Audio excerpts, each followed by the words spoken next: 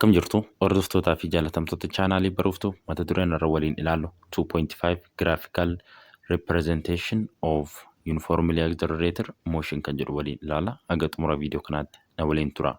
Egaa uniformly accelerated motion akkamitti graphicalidhaan ibsuu dandeenya, akkamitti graphicalidhaan bakka buusuu dandeenya kan jedhu kan waliin ilaalu ta'a. Haga xumura viidiyoo kanaatti na waliin tura. By the end of this session you should be able to ergaa mata duree kana xumurtanii booda waan isin baruu qabdan, ibsuu danda'uu qabdan, hubachuu qabdan asirratti isiniif tarreesseeti jira. Draw graph of position, time, velocity, time and acceleration time graph. Explain the concept of instantaneous velocity using position time graph. Distinguishing between the instantaneous acceleration and average acceleration using graphical method. Draw velocity time graph for a motion using the concept of instantaneous acceleration. Isaan kana tokkoon tokkoon hubachuu qabdu jechuudha.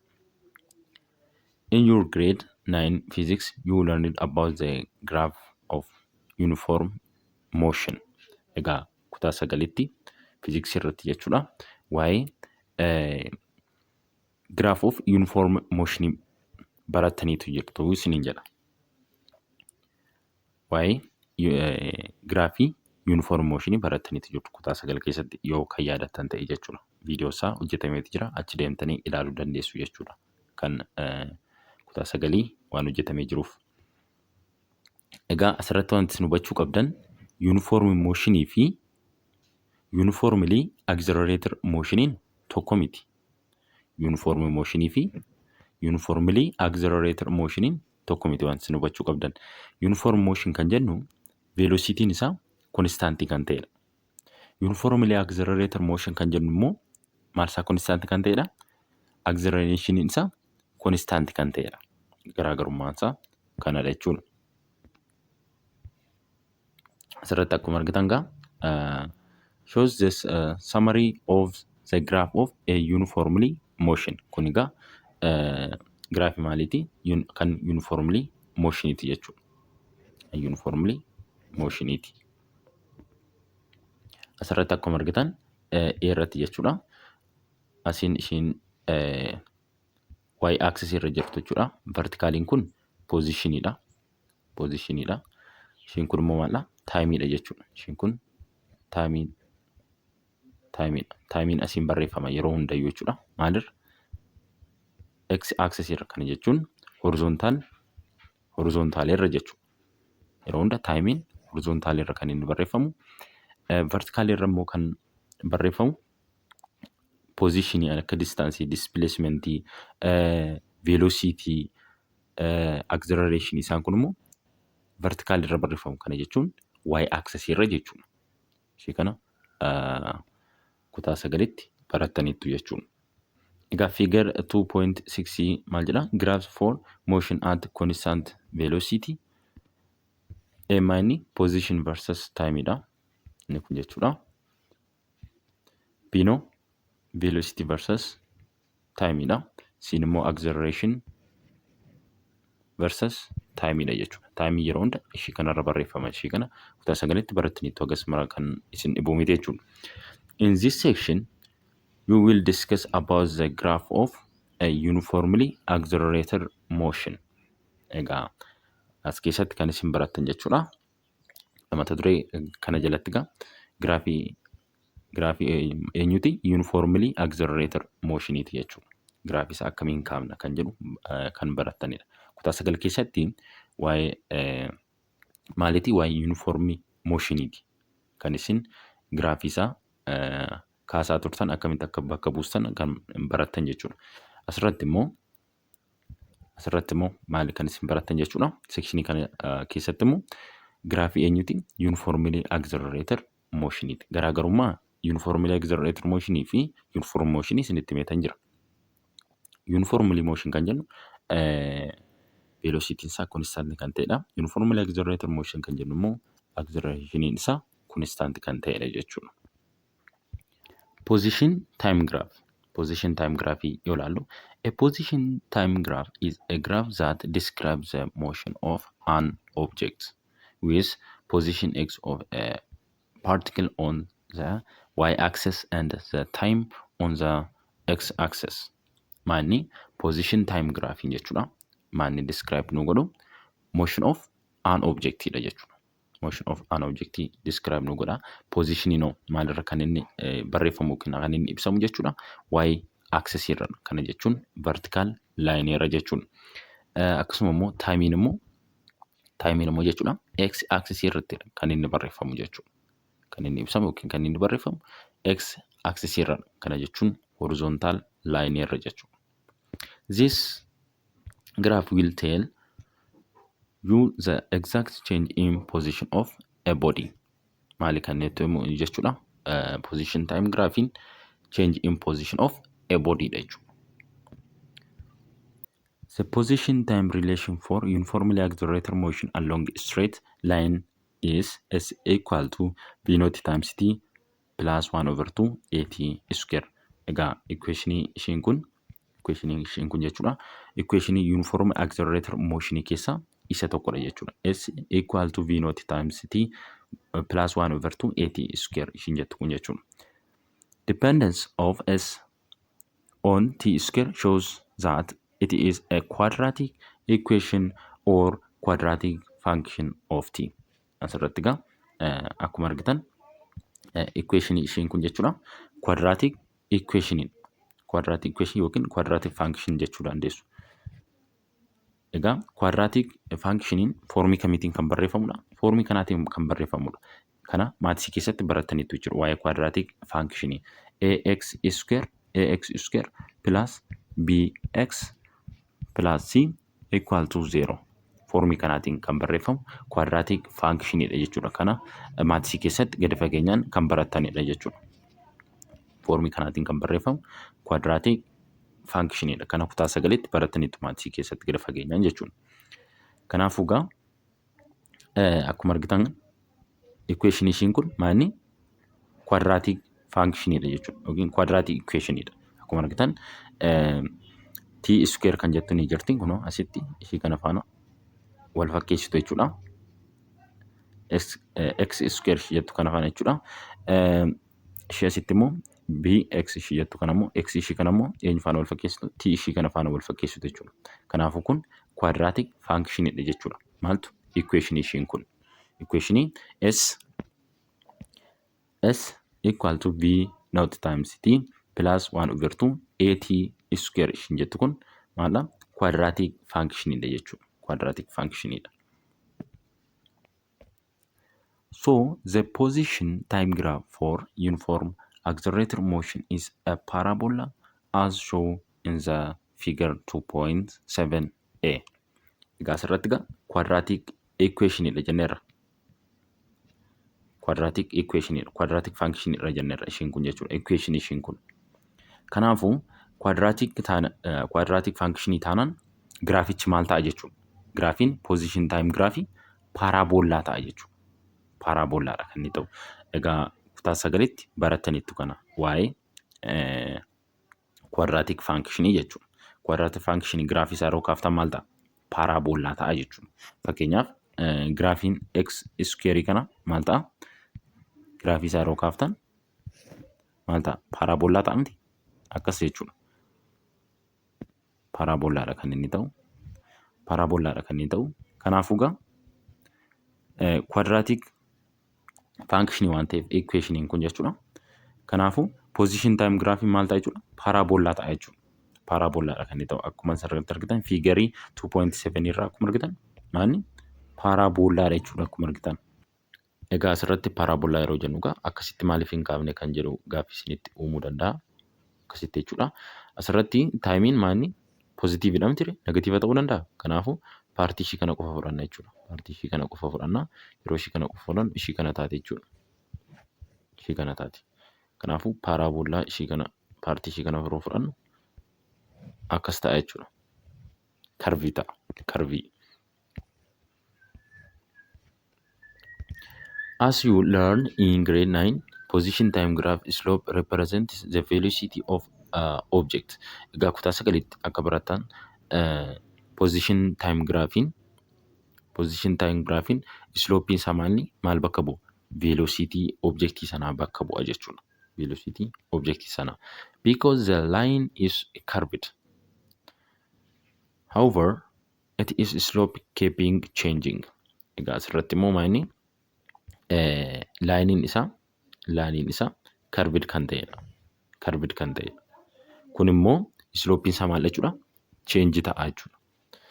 Kutaa sagalitti akkuma barattan maal jechuudha? Kunoo ishii kanarraa ilaaluu dandeessu. Position time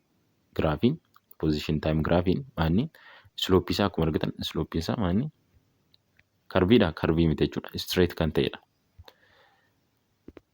kan ta'edha. Asirratti immoo maanni curved kan ta'edha. Kanaafuu sloppii isaa maal jechuudha? Inni jijjiirama jechuudha. Sloppiin isaa ni jijjiirama. This we must find the slope of the curved line. Kanaafuu maal goona? Sloppii isaa bakka curved line kana barbaaduudha qabna jechuudha. Sloppii isaa barbaaduudha qabna jechuudha. Kana jechuun pointii kanatti ta'uu danda'a, pointii kanatti ta'uu danda'a. At any arbitrary pointii ta'uu danda'a jechuudha. Bakka kamittuu barbaaduu dandeessu jechuudha. Sloppii maalii kana? Sloppii curved line kana jechuudha. Sloppii isaa. A tangent is a straight line that touch a curve at a single point and has the same slope as the curve at that point. Maani tangent line maala straight line dha jechuudha. Tangent line straight line dha. Maani straight line dha. Kan inni touch godhu curve kana iddoo tokkotti dha jechuudha. Akkuma asirraa argitan kan bakka kanatti touch kan inni godhu jechuudha. Curved line kan bakka tokkotti kan inni touch godhu kunoo diimaadhaan kan sararameeru kana jechuudha. Bakka tokkotti kan inni touch godhu jechuudha. Inni maani tangent line dha jechuudha. That touch a curved line at a single point and has the same slope as the curve at that point. Maala tangent line kunii fi curved line kun the same slope qabu. Eessarratti? Pointii kanarratti jechuudha. Pointiin isaa kunoo asirratti akkuma argitan pointii ni qaba asitti.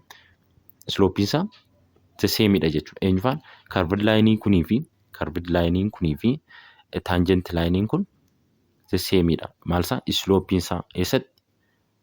Pointii bakka kanatti jechuudha. Pointii kanarratti. This choose a point on the curve and draw the tangent to the curve at that point as shown in figure 2.7b. The slope of tangent line is therefore an instantaneous velocity. Kanaafuu asirratti bakka kanatti jechuudha. Instantaneous velocity isaati jechuudha. Egaa asirratti wanti isin hubachuu qabdan instantaneous velocity bakka kanatti pointii kanatti barbaaduu dandeenya jechuudha. Asirratti akkuma argitan pointii ishiin kun jechuudha. Pointii ishii kanarratti bakka kanatti instantaneous velocity objectii kana barbaaduu dandeenya jechuudha. Instantaneous isaa hagami kan jedhu. Maal jedha? Choose a point on the curve. Pointii bakka kamuu fudhachuu dandeessu jechuudha. Bakka kanas ta'uu danda'a, bakka kanas ta'uu danda'a. Maal gootu? Pointii kana fudhattanii maal gootu? Tangent line uumtu jechuudha. Tangent line immoo touch wal gochuu qaba jechuudha. Asirratti yeroon sararu wal tuquu dhiisuu danda'a. Touch wal gochuudha qaba. Qaxxaamuruu hin qabu. Akkas qaxxaamuruu hin qabu. Maal gochuudha qaba? Touch gochuudha qaba malee qaxxaamuruu hin qabu. Akkuma isiniin jedhee touch gochuudha qaba. Egaa bakkatti touch wal godhu kun sloppiin isaa the same dha jechuudha. Sloppiin isaa the same dha. Eenyu feenya? Tangent line kunii fi curved line kun the same dha. Sloppiin isaa bakkatti touch wal godhu kanatti jechuudha. And draw the tangent to the curve at that point as shown in figure 2.7b. The slope of tangent line is therefore an instantaneous velocity. Maanni pointii kana irratti gaa bakka barbaadan fudhachuu dandeessu gaa pointii jechuudha. Sana booda pointii bakka barbaadan erga fudhattanii fakkeenyaaf asoo fudhattan bakka kana jechuudha. Maal gootu tangent line ni kaastu jechuudha. Tangent line kun immoo maal gochuudha qaba? Curved line kana faana touch wal gochuudha qaba. Wal tuquudha qaba. Qaxxaamuruu hin qabu, touch wal gochuudha qaba jechuudha. Bakka itti touch wal godhu kun immoo maanni the same slope qabu jechuudha. Curved line sunii fi tangent line sun the same slope qabu jechuudha. Egaa pointii kam irratti kan isaan wal qixa ta'an jechuudha. Asirratti yoon isinitti agarsiisu pointii isaa jechuudha. Asirratti kun curved line fi tangent line asirratti kun slope isaa bakka kanatti pointii kana irratti wal qixadha jechuudha. Pointii kana irratti wal qixadha. Slope jechuun immoo slope jechuun wal qixa change in y over change in x dha. Slope jechuun change in y over change in x dha. Change in y immoo ishee kam ta'a jechuudha. Y kan ta'u immoo isa kam jechuudha. Wal qixa change in s dha. Maaliif position ishee kan waan ta'eef jechuudha. Y axis irra kan jiru over x axis irra kan jiru immoo maanni change in time dha jechuudha. Ishee kan akkasitti hubadhaa. Figure 2.7 maal jedha? The position time graph in constant acceleration being immoo the slope of a tangent line at a particular point given the instantaneous velocity.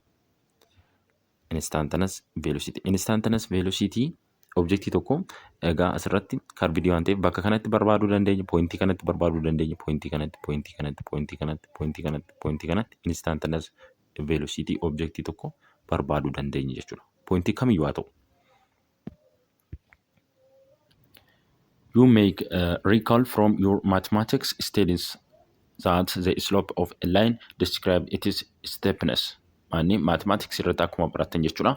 Slopein maanni kan inni describe nu godhu steepness dha jechuudha. Steepness dha kan inni describe nu godhu.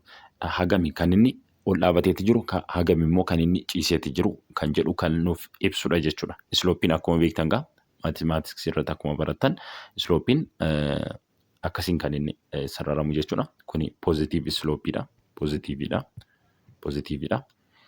Negative kan ta'e immoo akkam jechuudha. Akkas kan ta'edha jechuudha. Kun negative dha. Negative slope dha kuni.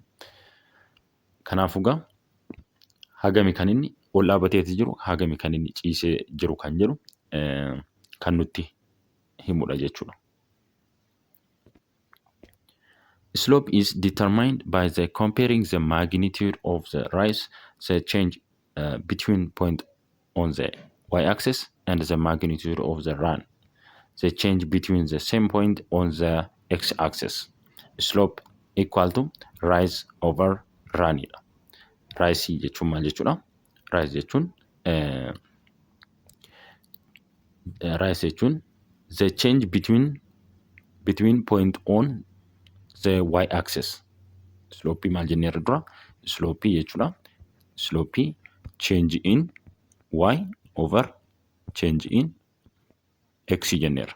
Kanaafuu rise maanni change in y dha jechuudha.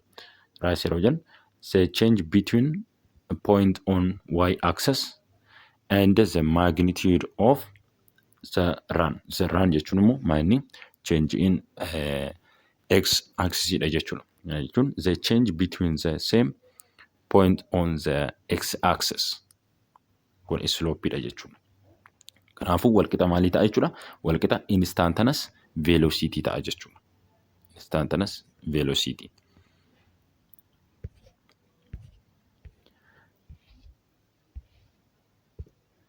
The instantaneous velocity of an object at a specific point in a time is just the slope of the tangent to the curve of the position time graph of the object's motion at that specific time.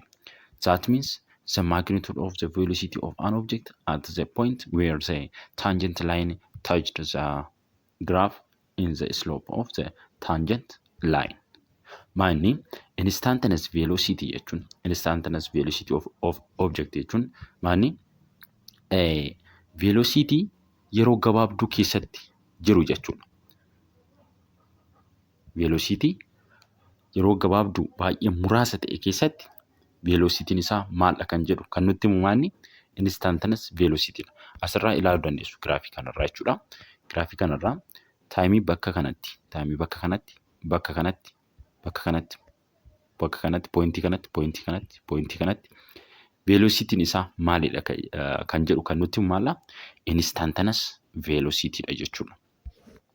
Yeroo isaa baay'ee gabaabduu kan ta'e jechuudha. Kana waa'ee instantaneous velocity waliin ilaalaatii turre barnoota darbe keessatti jechuudha. Barnoota darbe keessatti waliin ilaalaatii turre. Is this the slope of the tangent to the curve of the position time graph of the object's motion at that specific time? Maanni egaa asirratti egaa uniformly accelerator motion keessatti position time graphing jechuudha. Position time graphing maali kan inni nutti himu jechuudha. At specific time jechuudha. Instantaneous velocity nutti hima jechuudha. Instantaneous velocity dha. Akkuma uniform motion keessatti osoo uniformly accelerator motion otoo hin ta'in uniform motion keessatti position time graphing maali kan inni nutti himu jechuudha. Velocity dha kan inni nutti himu. Velocity dha kan inni nutti himu jechuudha. Velocity kan nutti himu garuu uniformly accelerator motion keessatti position time graphing maali kan inni nutti himu jechuudha. Instantaneous velocity dha kan inni nutti himu jechuudha. Timing isaa specific timing yeroo baay'ee gabaabduu ta'e keessatti velocity maalirra jira kan jedhu kan nutti himu jechuudha. Instantaneous velocity. That means the magnitude of the velocity of an object at the point where the tangent line touches the graph is the slope of the tangent line. Akkuma dura isiniin jedhe egaa asirratti kana jechuun jedha. The magnitude of the velocity of an object at the point where the tangent line touches the graph is the slope of the tangent line. Asirratti egaa asirraa ishii kana ilaaltan asitti pointii kana ilaaltan jechuudha. Asitti maani tangent line fi curved line kun maal wal godheera? Touch wal godheeti jira. Touch wal godheeti jira. Bakka kanatti jechuudha. Bakka kanatti velocity'n objectii kana maalidha kan jedhu. Velocity objectii kana pointii kanarratti maalidha kan jedhu kan nutti himudha jechuudha. Instantaneous velocity. Instantaneous velocity jechuudha. Bakkatti tangent line fi bakkatti slopein kun touch wal godhan jechuudha. Curved line kun ishiin kun jechuudha. Tangent line touches the graph in the slope of the tangent line. Bakkatti isaan wal touch godhan jechuudha. Curvein kunii fi bakkatti asii slopein kun bakkatti wal touch godhan jechuudha. Kana jechuun tangent line jechuudha. Tangent line fi bakkatti curved line kun bakkatti touch wal godhan bakka kanatti kan isaan wal touch godhani instantaneous velocity'n objectii kana maali kan jedhuga kan nutti himudha jechuudha. Instantaneous velocity.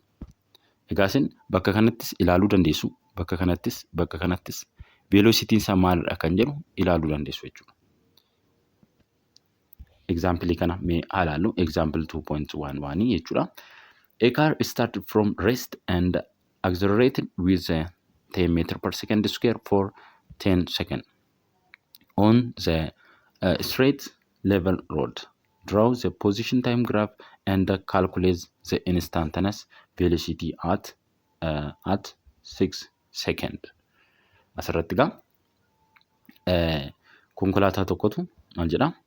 Boqonnaarraa ka'eet accelerate guula'uu eegalee jedha. Innis kan inni guula'e meeqaanii? 10 meter per second. 10 meter per second square dhaan jechuudha. sekendii meeqa keessatti 10 sekendii keessatti jechuudha. Straight on straight level road straight kan ta'e irra kan inni deemu jechuudha. Draw the position time graph and calculate instantaneous velocity at 6 second.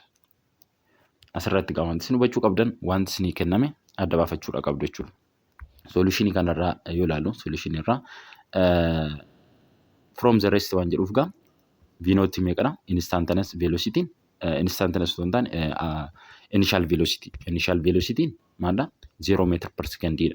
Acceleration isaa 10 meter per second square dha. Timing isaa meeqadha 10 second dha jechuudha. Kan nuti barbaannu gaama asirratti kan draw godhaa jedhe position time graph dha. Position time graph draw gootu kunoo isa kanayyuu isa kana asii akkasiin draw gootu jechuudha. Figure 2.8 position time graph of given problem dha. Kunoo isa kana draw gootu jechuudha. Yeroo draw gootan position time graph egaa kan gaafatamne maanni v dha jechuudha. Final velocity dha. Using the equation of constant acceleration motion s equal to 1/2 at square. Maaliif egaa v naught keenya 0 waan ta'eef egaa formula ishii kana yeroo fayyadamnu s equal to v naught plus 1/2 at square dha. Kanaafuu asitti v naught keenya 0 waan ta'eef kun 0 ta'a. Ishii kana qofa ta'a jechuudha. Asirraa akkuma argitan. Sana booda you have the following table when v naught equal to 0 v naught equal to 0 jechuudha. Sana booda egaa equation ishii kana keessa gashitanii hojjettu jechuudha. Maanni asirratti timing keessan yeroo 0 ta'a asii jechuudha. Position 0 ta'a. As keessa galchitu jechuudha. Equation ishii kana keessa maal gochuudhaan fakkeenyaaf asitti s equal to 1/2 at square jedhamti. At square jedha. Maal gootu asirratti gaa timing keessan yeroo 0 ta'u s maal ta'a 0 ta'a. Yeroo timing tokko ta'u s equal to position meeqa ta'a 1/2 n keenya meeqadha n jechuudha. N 10 mitire 10dha. 10 jettu asitti akkasiin hojjechaa deemtu jechuudha. 10 meter per second square baayisu tiinoo meeqadha tiin immoo tokkodha. Tokko second square jettu jechuudha. Kana yeroo waliin baay'istan meeqa argattu? Kana yeroo waliin baay'istan 5 meetira ta'a jechuudha. 5 meetira. Kunis tokko timing keessa yeroo tokko ta'u positioniin 5 ta'a.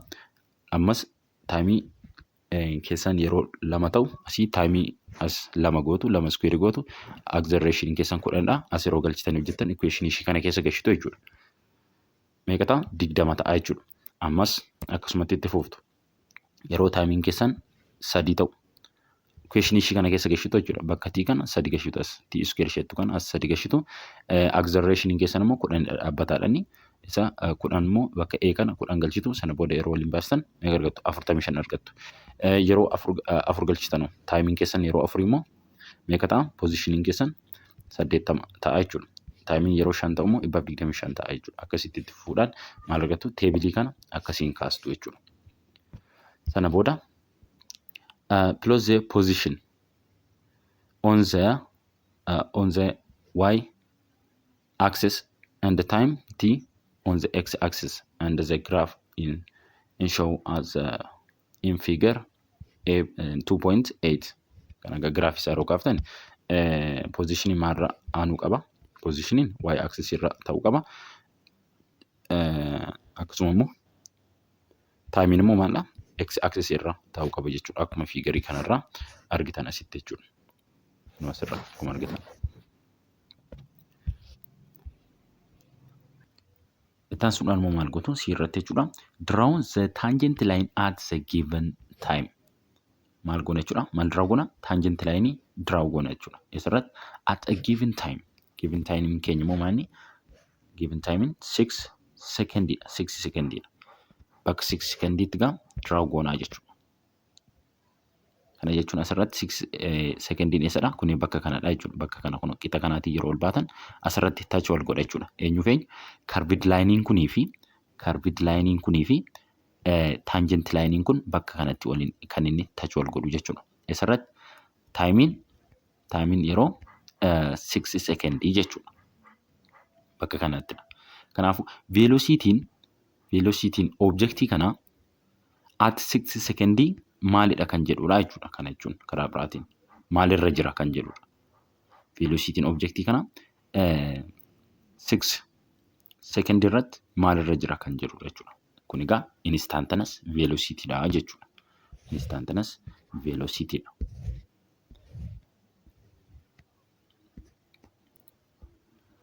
The slope of the tangent line drawn at 6 seconds of the x-axis coordinate represents the instantaneous velocity at instant of 6 seconds. Akkuma dura isiniin jedha egaa slope tangent line kun slope tangent line asirratti kunoo ishii kanarratti ilaaltan slope ishii kanaa fi curve line kun bakka itti touch godhu eessarrattidha.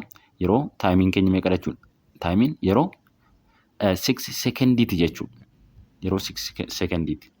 Yeroo kan instantaneous velocity bakka kanatti jechuudha. Instantaneous velocity'n isaa maalidha kan jedhudha jechuudha. Meeqarra jira, maalirra jira kan jedhu kan nutti himudha. Iddoo kamitti bakka 6 sekendiitti jechuudha. Bakka 6 sekendiitti.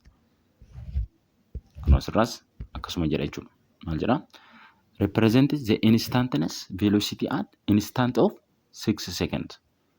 6 second irratti velocity'n maalidha kan jedhu kan nutti himudha jechuudha. The slope of tangent line becomes slope change in s over change in time.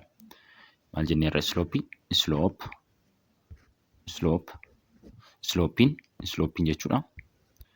Slopein change in y over change in x.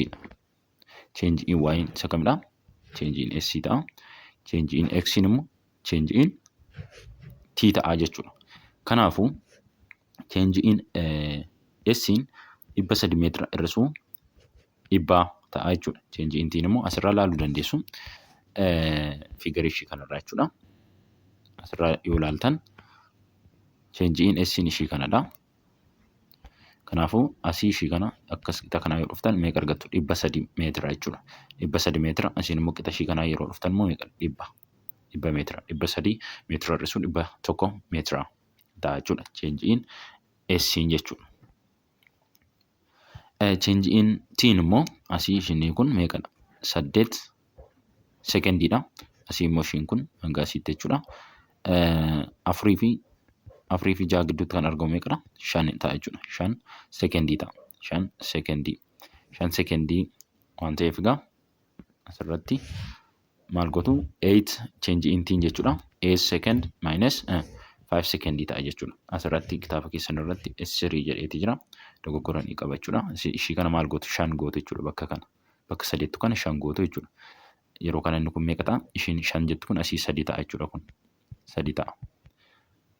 Egaa asumarrattuu akkuma ilaaltan dogoggora qabaachuusaa 200 meetira hir'isuu hiruu 200 meetira hiruu. Egaa asirraa akkuma argitan dogoggora qabaachuusaa maaliin bartu? Asirraa 200 meetira hiruu 5 sekendii 66.7 dhufa. Kanaan dhufu jechuudha. Kanaafuu asitti ishii kana 3 jettu jechuudha. Yeroo kana meeqa argattu?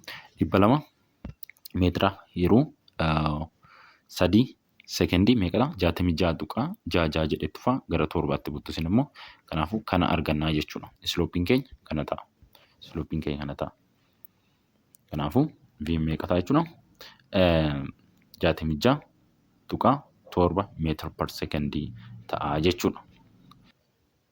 Wal deebineetti waan bira dabarre yoo jiraate waliin haa ilaallu. Exercise 2.12 dha. Innis maal jedha? Would you remember the graph of a uniform motion that you learned in grade 9? Waa'ee graph of uniform motionii kutaa 9tti kan yaadattu yoo jiraate barreessuu dandeessu. Waan yaadattan ni jira jedha. Waan yaadattan kutaa 9tti kan baratan jechuudha. Waa'ee graph of uniform motion jechuudha. Barreessuu dandeessu, ibsuus dandeessu. kana isin gaafata waan yaadattan barreessitu jechuudha. Itti aansuudhaan kee konseptii kan haalaan kee konseptii kan maal jedha? The slope of the tangent to the graph of position versus time is velocity. Asirraa yoo ilaallu akkuma argitan ishii kana jechuudha. Position versus time dha miti ga'u. Graafiin kun jechuudha. Graafiin A kun jechuudha. Isin positionidha. Isin immoo time dha. Akkuma argitan tangent line ishiin kun slope ishiin kun jechuudha. Maal nutti agarsiisti? Maal nutti hima jechuudha? Velocity dha jechuudha. Velocity dha kan inni nutti ishiin kun jechuudha. Line ishiin kun slope kun tangent line kun jechuudha. Kanaafidha asitti inni amma nuti hojjenne ishii kana jechuudha. Isiniifan agarsiisa. Ishii kana amma nuti slope arganne miti. Ishii kana kanaafidha velocity dhaan keenya jechuudha. Maaliif position versus time dha jechuudha. Position versus time slope isaa maal ta'a? Velocity ta'a jechuudha. Velocity ta'a. Taasisuudhaan exercise 2.13 hojjenna. Innis maal jedha? Suppose a track accelerator with average acceleration of 20 meters per second square starting from rest for 5 seconds. How far does it travel in this time? Draw the position versus time graph. Kan akkamiin hojjettu akkuma dura asitti waliin hojjenne jechuudha. Kun equationii ishii kana fayyadamuudhaan maal godhe? Teebilii kana kaafanneeti jirra. Yeroo taayimiin 0 ta'u positionii maal ta'a? Yeroo taayimiin 1 ta'u positionii 5 ta'a. Yeroo taayimiin 2 ta'u positionii 20 ta'a. Yeroo taayimiin 3 ta'u positionii 45. Yeroo taayimiin 4 positionii 80. Yeroo taayimiin 5 positionii 25 jennee akkasitti equation ishii kana keessa galchuudhaan hojjenneetii turre. Akkuma kanaatti hojjettu jechuudha isinis. Akkuma kanaatti hojjettu ishii kana. Egaa asirratti acceleration keenya meeqadha? 20 meter per second square dha. Taayimiin keenya meeqadha? Taayimiin keenya immoo 5 second dha jechuudha. Formula asuma kanatti galchuudhaan hojjettu. V nootiin egaa asirratti from the rest waan jedhuuf V nootiin keenya maal ta'a? 0 ta'a jechuudha. V nootiin walqixa 0 ta'a. 0 meter per second ta'a jechuudha. Maaltu V nootiin? V nootiin walqixa maal ta'a? 0 meter per second ta'a jechuudha. V nootiin 0 meter per second taanaan immoo maal ta'a jechuudha? Equation ishii kamiin hojjenna jechuudha?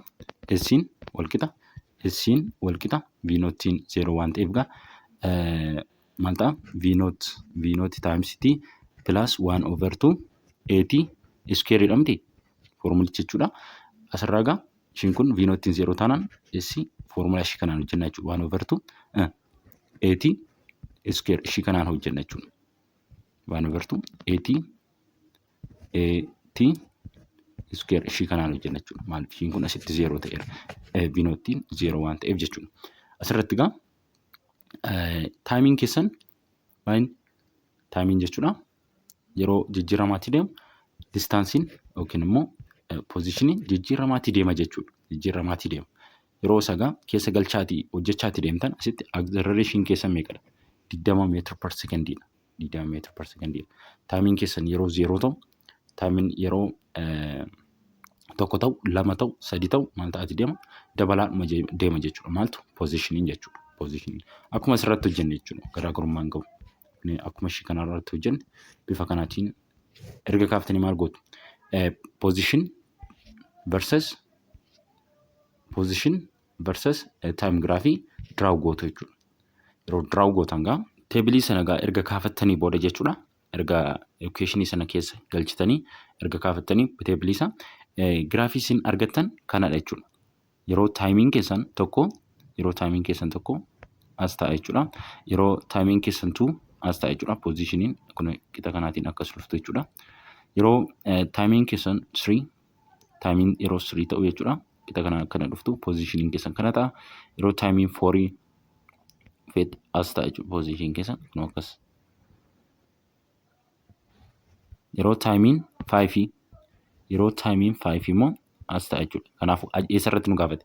Yeroo taamiin keenya 5 sekendii jechuudha. Asirratti meeqa ta'a jechuudha? Meeqa ta'a jechuudha? Kan inni nu gaafate asirratti dhagaa. Asirratti meeqa ta'a? 250 meetira ta'a jechuudha. Diraawu yeroo gootan gaa akkasiin diraawu gootu jechuudha. Akkasiin diraawu gootu. Egaa viidiyoon har'aaf qabanne kana fakkaata. Viidiyoo itti aanuun velocity time graph kan jedhu walitti deebina. Yaadaa fi gaaffii qabdan koomentii jalatti na barreessuu hin dagatinaa. Nagaa naa turaa.